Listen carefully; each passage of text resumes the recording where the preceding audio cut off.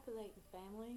Today I thought I'd do a tarot deck review, and I'm going to review the Sacred Bridges deck by Rachael Paul because that's the deck I happen to have with me at the time, and I wanted to do a video today. So it's a tarot video, yay! I really love this deck. If you've used her Dark Carnival tarot deck, it's her classic style of art, but it seems a lot more brighter and a lot more feminine than her other deck. So I'm going to go through and show you it and tell you what I think of it and so forth. So let's get to it. This is the Sacred Bridges deck in its entirety. Dun dun dun dun. I love having the deck all spread out like this because it's like you can read its whole story instead of card by card. I have to say I love this deck.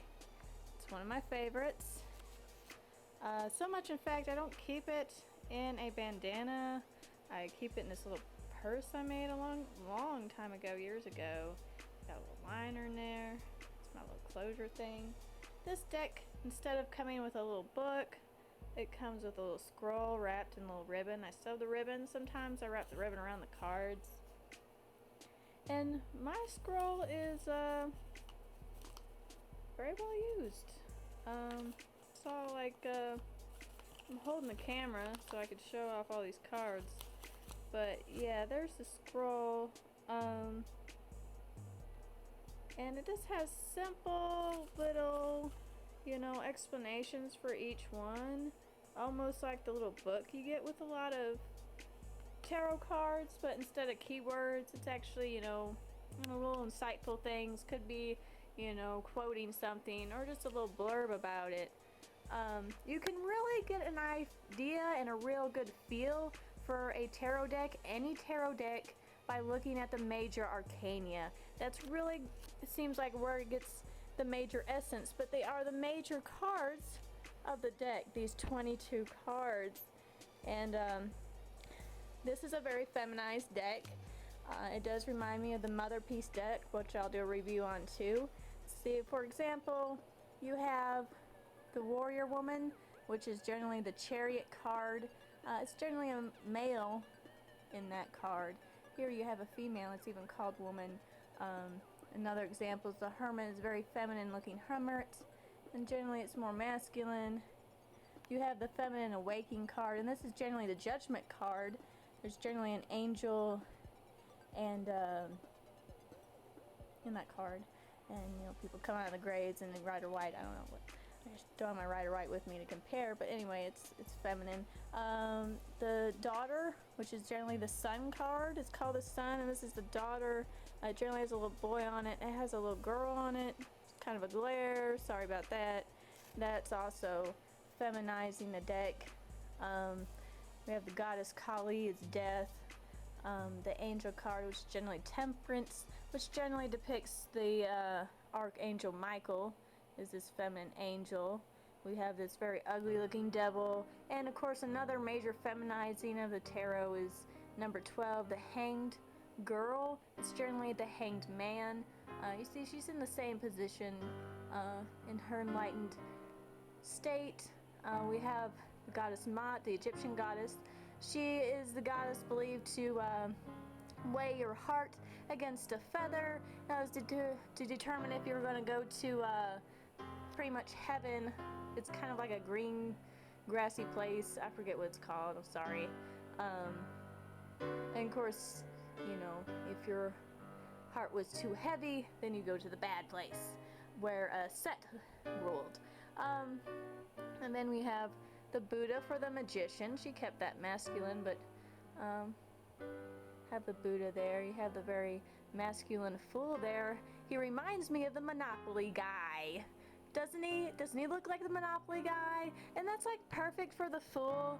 It's kind of, more of a, fucking up fool than a jolly fool. We have another goddess here. She's a river goddess, and she's the high priestess, as you see She has a moon cycle there. This is just a great deck. The Empress is of course Reiki plus love. And then our good old Emperor is a Mason here. He doesn't look too bad. He's not a, he looks like a friendly guy. Though he's very rigid. You have the thorns and the pointiness and the rigidity of the Emperor. You have the Lovers. Instead of an angel, you have the Lovers are together forming an angel themselves. The minor arcana are great. I love them because it seems like they tell a story. You have the traditional with the aces, a cup, a stave. She went with the traditional staves, and she went different with stakes, and then wheels for that more tribal feel. You have the traditional 3 of stakes, which is generally the swords, of course. And they're great because each suit tells its own story. And here's the court cards. They are great. You see the progression, and you just kind of see these as a progression through life. You got the kid and the adolescent, and then male and female, or adult, old age. You can see it that way too.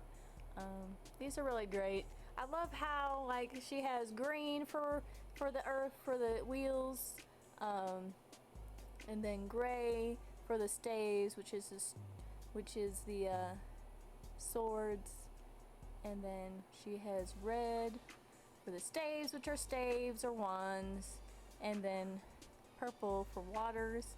And you can see within the purple water you have a lot of blues and purples throughout this suit, and especially ending with these. I love what she has here is apprentice for the page, artisan for the knight, shaman for the queen, and chief for the king.